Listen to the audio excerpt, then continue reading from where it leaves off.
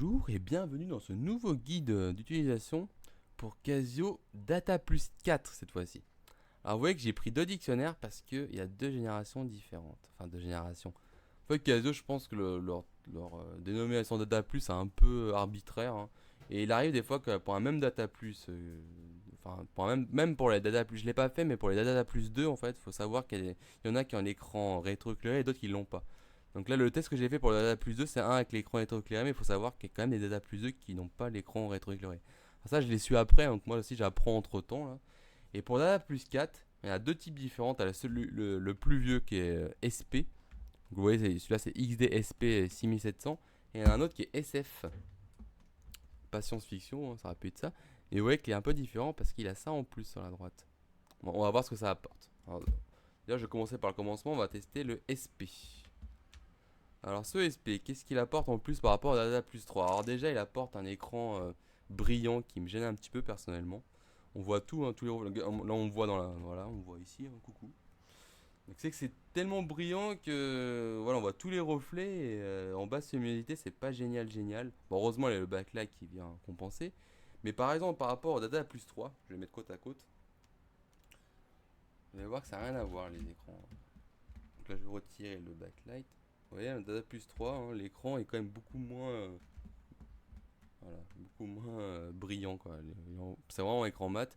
Mais après, je pense que c'est lié à la technologie de Data Plus 4 parce que c'est un écran tactile.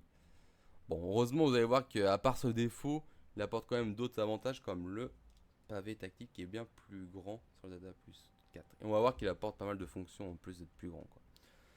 Alors donc je vais commencer ce petit test du Data Plus 4. Alors on va déjà configurer. Hein. Donc là je viens juste de mettre les piles. Donc là il demande dès le départ de configurer le contraste. Donc ça vous le laissez sur le celui d'origine. Il n'y a pas de mystère. Alors après voilà il y a l'écran tactile du haut. C'est toujours le même principe. Hein. Vous touchez l'écran au milieu. Tac tac tac et tac. Ensuite le contraste de l'écran du bas. Donc là pareil il faut régler le... Vous voyez. Faut toucher le milieu des croix. Enfin, je pense qu'on va le passer à une croix, mais on va dire que c'est des croix. Voilà. Donc là, pareil que pour le Data Plus 3, il va nous mettre sur l'écran, voilà, le menu. Hein. Donc il n'y a rien qui change. Bon, après, voilà, pour accéder au dictionnaire français-japonais, il faut aller ici. Voilà. Hein. Japonais, français, français, japonais. Donc là, c'est dans la mémoire interne. Hein, vous voyez. Hontai Ozan Jisho, donc le dictionnaire enregistré dans le dictionnaire. Les dictionnaires enregistrés dans l'appareil, excusez-moi. Donc je vais juste vous montrer les différences, enfin les fonctions qu'apporte le Data Plus 4. Si vous voulez voir les fonctions de base des dictionnaires électroniques, je vous envoie vers les autres vidéos que j'ai faites pour Data Plus 3, Data Plus 2. Là, je vais juste me concentrer sur les innovations. Alors, donc je vais prendre un dictionnaire japonais-français, je vais taper Benly par exemple. Benly. Alors vous voyez qu'il y a toujours la touche jump qui est ici. Voilà, jump, tac. Et cette fois-ci, au lieu d'utiliser les flèches, on peut directement choisir le mot avec le stylet. Donc là, c'est quand même, pour moi, c'est quand même un gros plus hein, si vous voulez aller plus vite. Donc là, j'ai choisi Tokoro. Donc là, toujours la même chose, hein, il vous donne une liste de dictionnaires pour la fonction jump pour refaire une recherche interne. Tac. Donc là, je vais aller sur le dictionnaire japonais-français. Voilà, donc là, Tokoro. Donc vous voyez, si vous n'avez pas à lire les kanji, vous pouvez vous en tirer. Alors après, il y a une autre fonction qui apporte le pavé tactile. Donc là, par exemple, je vais aller sur le Chikatetsu. Là, l'autre fonction qu'il apporte, c'est ça. Zenkai Jump Shita Jishoe. C'est-à-dire que c'est le dernier dictionnaire que vous avez consulté avec la fonction jump. Donc c'est voilà. Donc au lieu d'aller dans la liste des dictionnaires, vous avez juste à toucher l'écran tactile. Hop. Et normalement, voilà, il vous amène vers le dictionnaire japonais-français directement. Donc là, Chikatetsu métro. Donc vous voyez que le pavé tactile, voilà, il n'est pas juste plus large, il apporte aussi d'autres fonctions. Alors l'autre fonction qu'il apporte, alors ça c'est assez trivial pour moi. Hein, bon, c'est la fonction.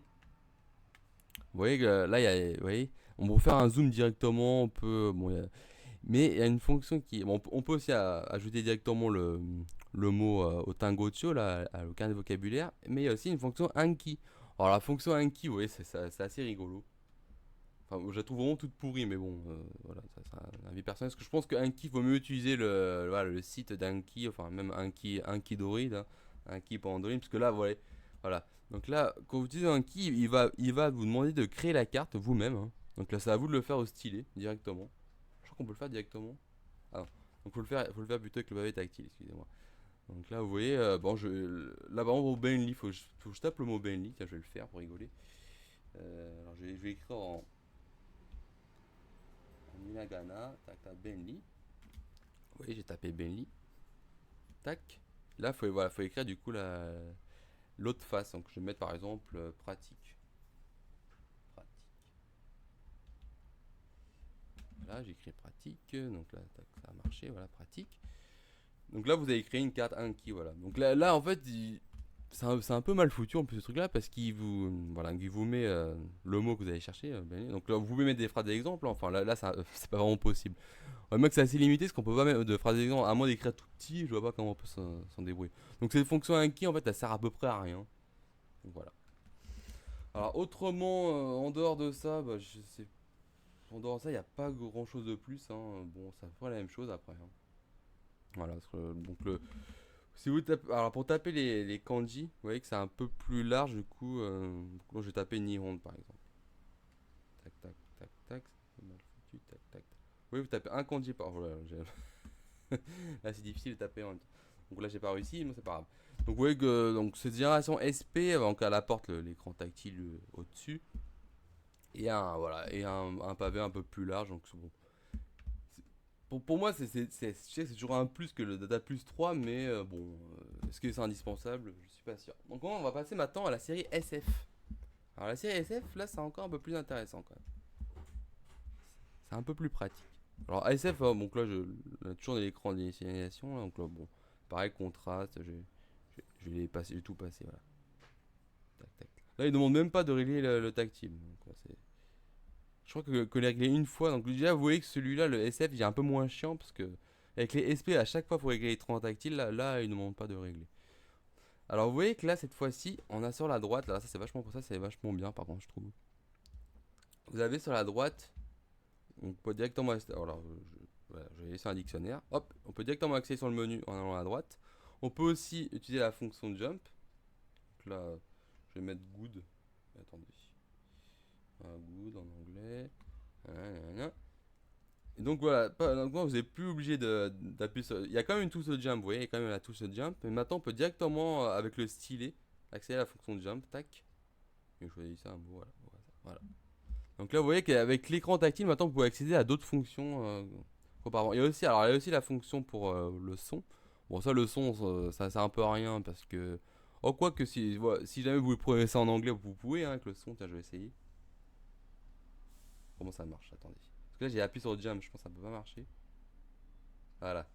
Alors, comment ça marche? Oui, l'accent est parfait, hein. Donc là, oui, bah, vous pouvez accéder à la fonction pour le son. Après, il y a une autre fonction, c'est modoru, donc revenir en arrière. Tac, je le fais. Voilà, je suis revenu en arrière. Et après, la fonction aussi OK. Donc ici, OK. Et la fonction aussi pour faire le défilement. Donc vous voyez qu'avec l'écran tactile maintenant, on peut accéder à tout un tas de fonctions qui sont. Bah, surtout la fonction de jump pour moi qui est la plus utile. Maintenant, voilà, plus besoin de toucher le bouton de jump et ensuite. Enfin, c'était un peu chiant. Donc voilà. Donc, ce qu'apporte cette SF, c'est vraiment ce truc tactile. Et vous voyez que cette bande à droite là, on la retrouve avec la génération qui suit. C'est la génération Data plus 5 qui cette fois-ci apporte l'écran couleur en plus. Donc ça, là, voilà, la plus 5, j'en vends pas encore sur la boutique, ça sert un peu à rien, je trouve l'écran couleur. Si, ça sert quand même à utiliser plus de batterie, voilà, c'est l'avantage. Après, ouais, bon, il n'y a pas que l'écran couleur, il y a aussi le fait que maintenant la touche backlight a disparu sur celui-là, c'est parce qu'il est de base en fait l'écran est rétroéclairé. Voilà, voilà. Donc, je pense que j'ai fait le tour, donc voilà, c'était voilà, un petit aperçu pour la génération Data Plus 4. Donc là, vous voyez, SF, SP. Et moi, j'en ai un autre en fait. Bon, je vous le dis, mais ça sert un peu rien. Mais j'ai un autre, c'est le GP. Voilà. Vous savez, c'est un DAP plus 4 et GP. Et le GP, c'est comme le SP, en fait, il a pas la bande sur la droite, quoi. Donc là, le GP, j'en vends pas encore. Mais ça, celui-là, il est à moi parce que celui-là, je l'ai pris pour le dictionnaire, le grand dictionnaire, le big dictionnaire japonais. C'est le plus grand dictionnaire Japon, hein, c'est les Nihon Kokugo Daijiten. Voilà, c'est le dictionnaire que j'utilise souvent, justement, pour Kotaba. Voilà. Je vous dis à la prochaine et portez-vous bien. Ciao, ciao.